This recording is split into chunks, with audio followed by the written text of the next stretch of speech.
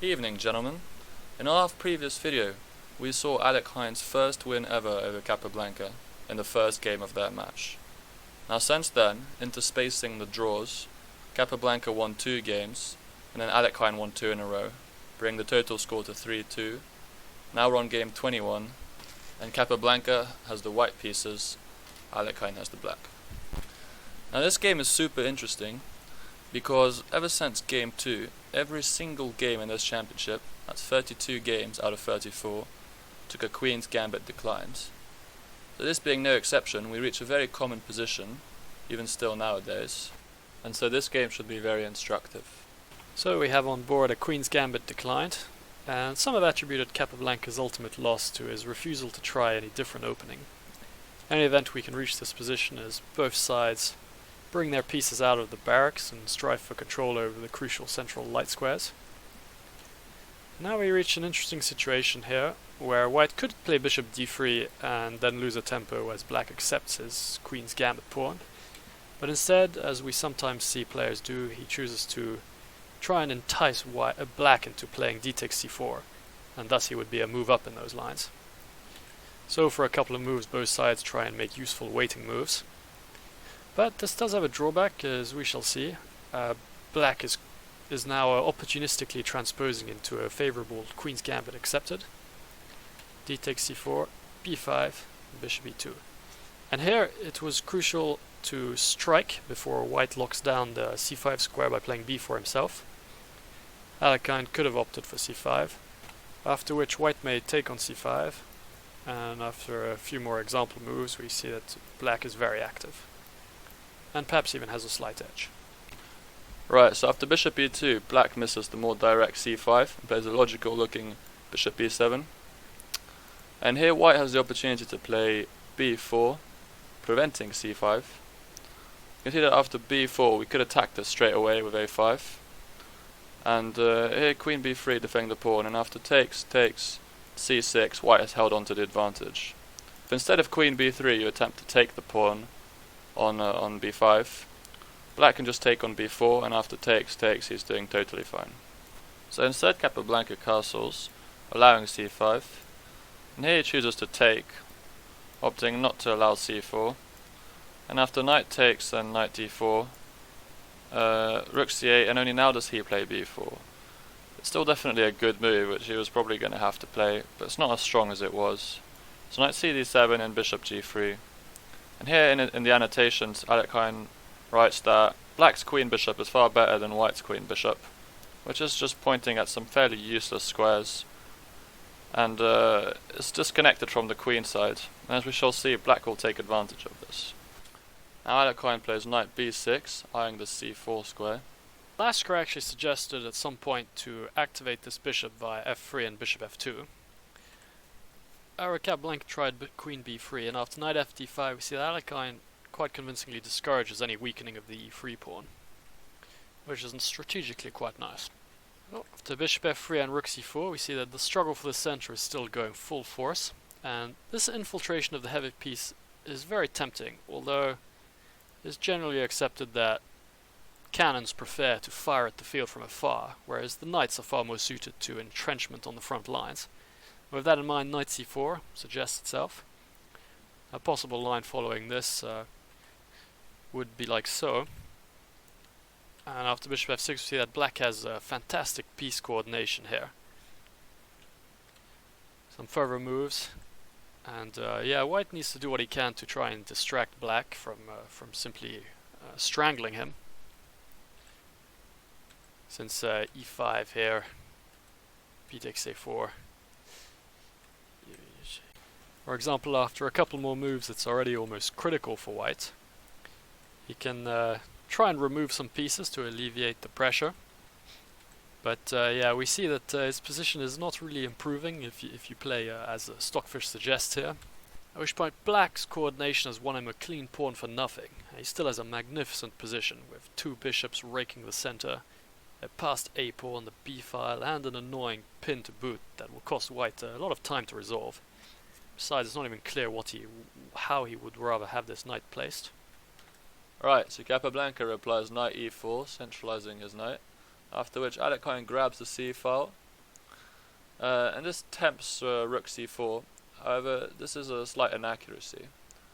We'll see that a pretty hilarious attempt by white to maintain equality is queen b1, after which we can play knight c3, and white temporarily sacks the exchange.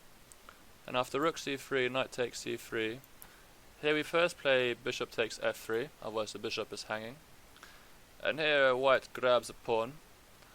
And now black has two options, either a takes b5 or bishop takes g2, both of which are equally playable. The problem with rook c4 is it allows black to entrench a beautiful knight on c4. And after rook c1 and queen a8, you can see that black here has a pretty decent edge and certainly a very comfortable position. Now we've reached the critical position of this game, where Capablanca made his decisive mistake, playing knight c3. Now what he should have done is refuse to back off an inch, matching black's trenches in the center here, knight c5. This gives us a splendid order of knights, which unfortunately cannot stand for long, as black would probably snap it off. To bc5, rook c8, white will need to create a distraction to avoid simply losing this pawn for free. So he can play e4, and then a4. And now a fantastic sequence of tactical blows could potentially ensue. To ab5, rook takes c5.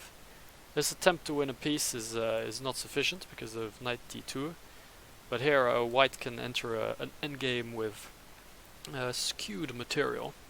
To rook c5, knight b3, and when the smoke finally clears, we find ourselves in a situation which white should be able to hold relatively easily.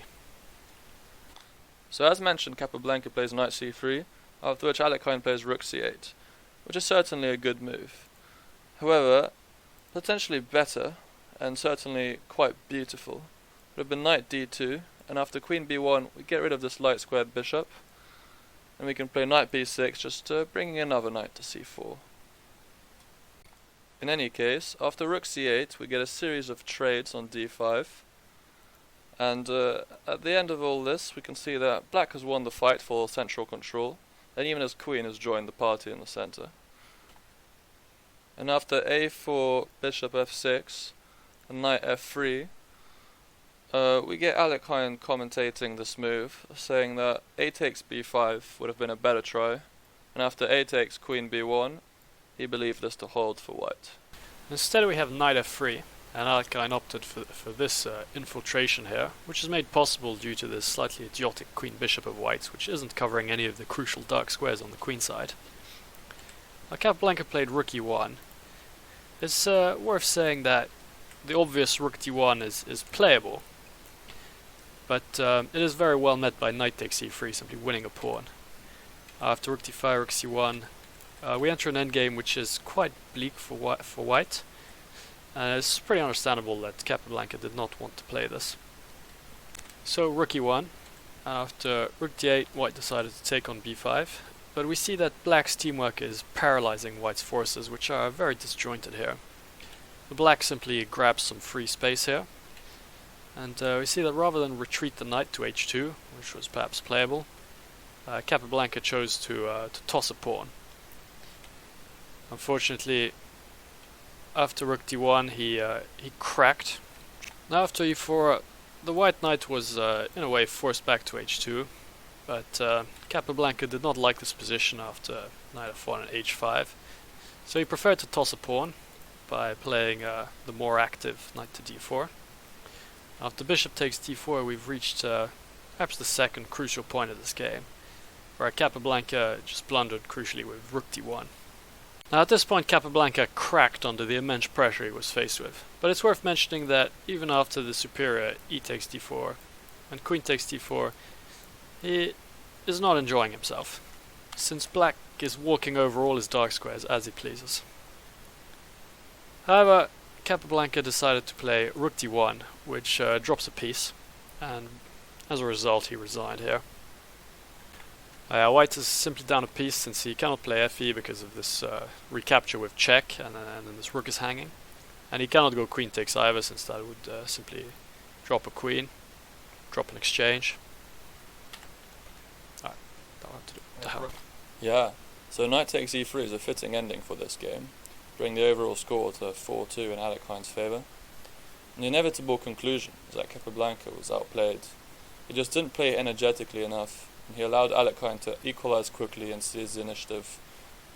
And some 10 moves later he blundered under pressure, seeing no doubt that multiple variations led to lost endgames.